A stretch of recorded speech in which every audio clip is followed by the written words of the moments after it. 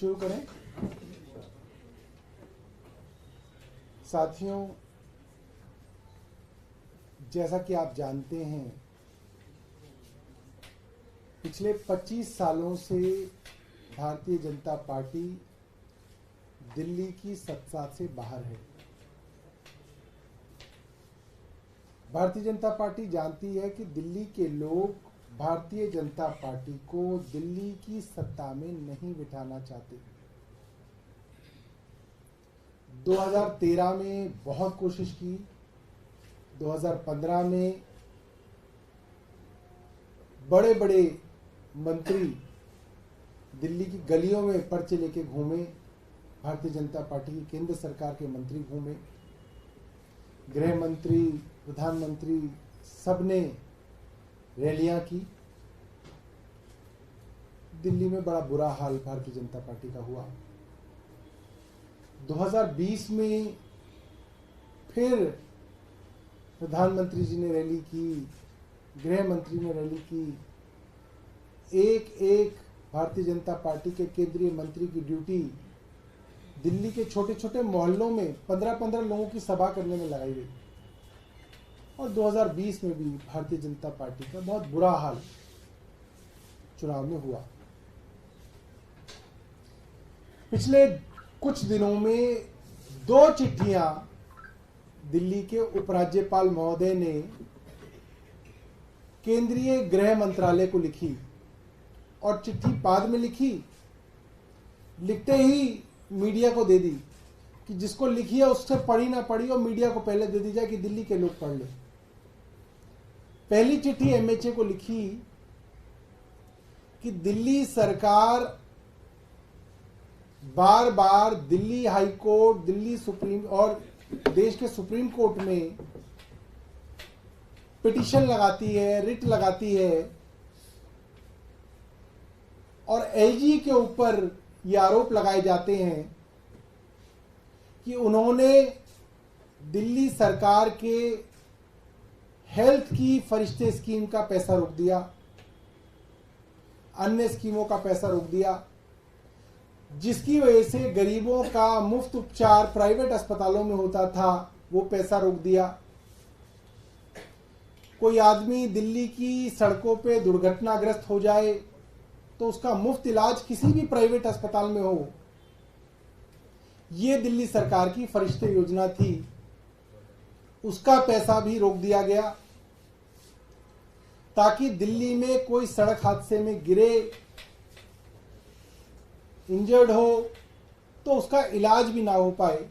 ये अर्जी हमने सुप्रीम कोर्ट में दी, उसके बाद पैसे रिलीज हुए। इसी तरीके से जल बोर्ड के विषय में हम हाई कोर्ट गए और अब हम सुप्रीम कोर्ट में हैं कि एलजी के कहने पे एलजी के चहेते अफसरों ने दिल्ली जल बोर्ड का पैसा महीनों से रोका हुआ है। तो एलजी साहब ने एमएचए को चिट्ठी लिखी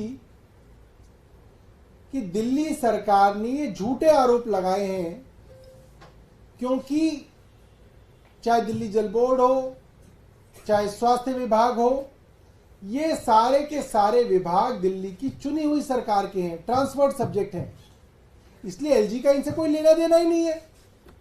ये एलजी साहब ने खुद अपनी चिट्ठी में लिखा और सारे मीडिया को दिया। और उसके 2 दिन बाद एक और चिट्ठी लिखी,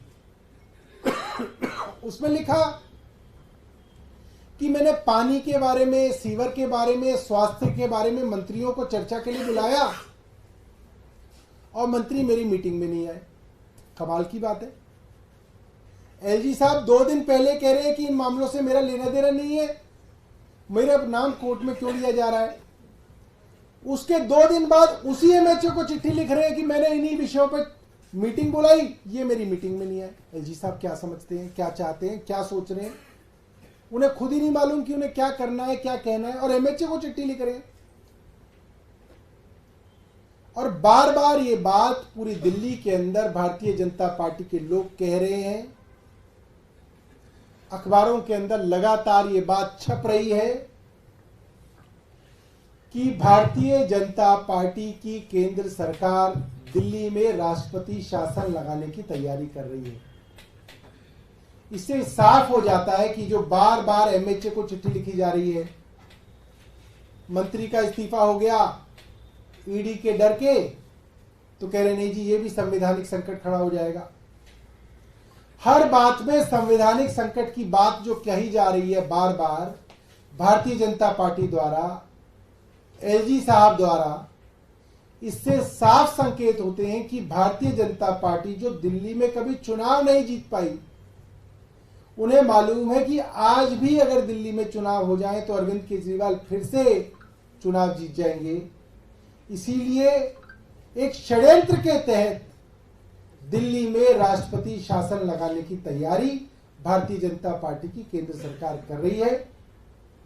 ये गलती इन्होंने 2013 में भी की थी। 13 से 14 तक जब हमारी कुछ दिनों की सरकार चली तो पूरे 2014 इन्होंने राष्ट्रपति शासन लगा के रखा और कोर्ट में जाके हमने सुप्रीम कोर्ट हम जब गए तो फरवरी 2015 में दिल्ली के अंदर चुनाव हुए और फरवरी 2015 में दिल्ली के चुनाव में दिल्ली की जनता ने भारतीय जनता पार्टी के राष्ट्रपति शासन से दुखी होके, त्रस्त होके दिल्ली की जनता ने आम आदमी पार्टी को 70 में से 67 सीटें दी। तो अगर ये काम करेंगे तो दिल्ली की जनता इन्हें दंड देगी।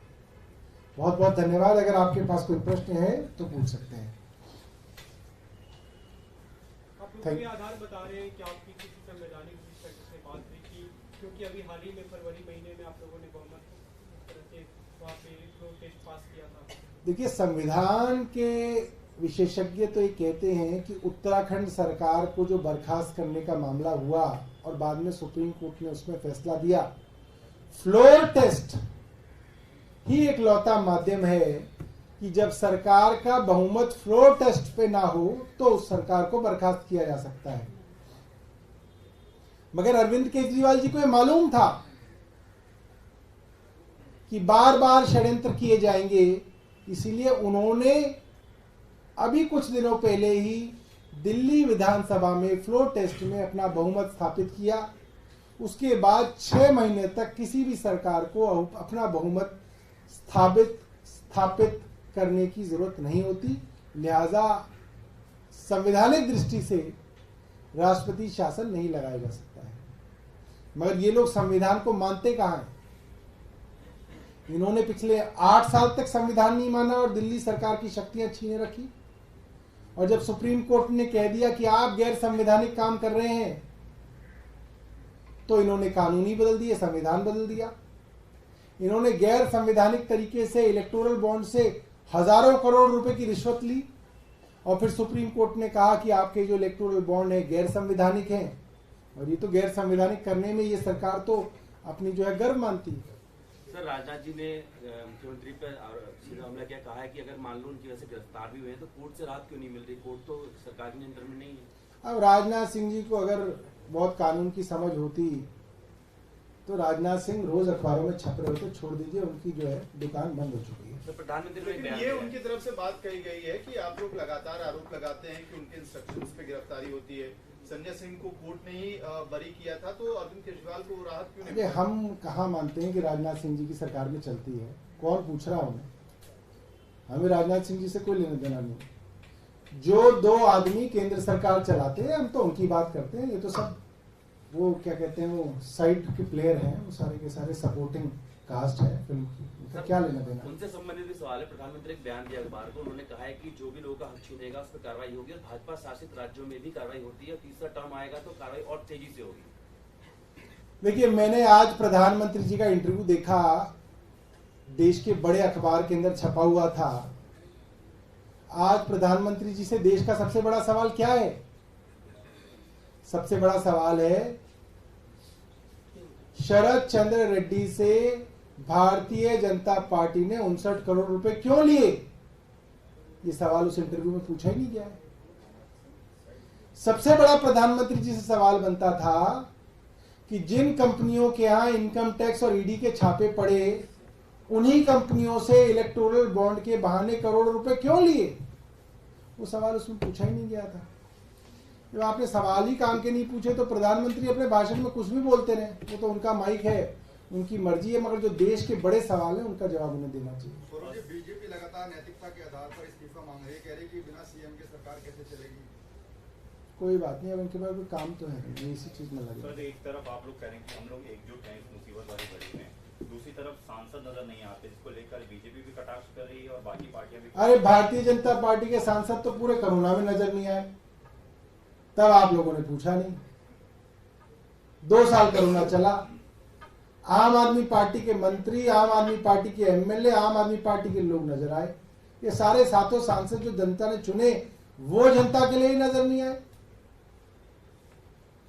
और राज्यसभा के सांसद पहले कौन से धरने प्रदर्शन के अंदर हमारे आते थे, आप ये बताओ। या तो आपने देखा हो कि अरविंद केजरीवाल जी की गिरफ्तारी से पहले हमने भारतीय जनता पार्टी के मुख्यालय पे किया हो और आपको पंजाब के सांसद मिले हो, सीचेवाल जी मिले हो, हरभजन सिंह जी जो है बैरिकेड पे चढ़े हुए हो, कभी देखे हो तो मुझे बता दो। अब बेकार की बात की जा रही है, मुझे समझ नहीं आ रहा। सवाल इसलिए भी उठ रहे हैं क्योंकि सीचेवाल जी से लेके हरभजन सिंह, अरे भाई यही तो मैं कह रहा हूँ, सोशल मीडिया कभी आपने हरभजन सिंह जी को देखा हो बैरिकेड पे चढ़े हुए? सोशल तो मीडिया बताइए। पर पोस्टर भी नहीं बदला है आपके समर्थन में।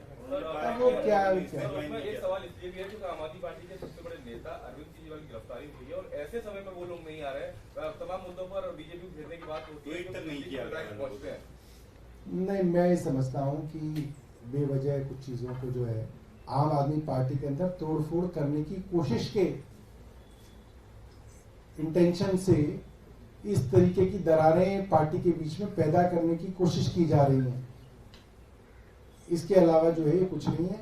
और मैंने आपके सामने तथ्य रखे हैं कि आप जिनका भी नाम ले रहे हो, चाहे वो संजय अरोड़ा हो, चाहे वो सीचेवाल हो, चाहे वो हरभजन सिंह हो, हरभजन सिंह को आपने कभी बैरिकेड पे चढ़े देखा हो तो मुझे फोटो दिखा दो कि जी वो ये पहले तो ये कर रहे थे, अब वो नहीं कर रहे हैं इसलिए पार्टी में फूट चढ़ गई है।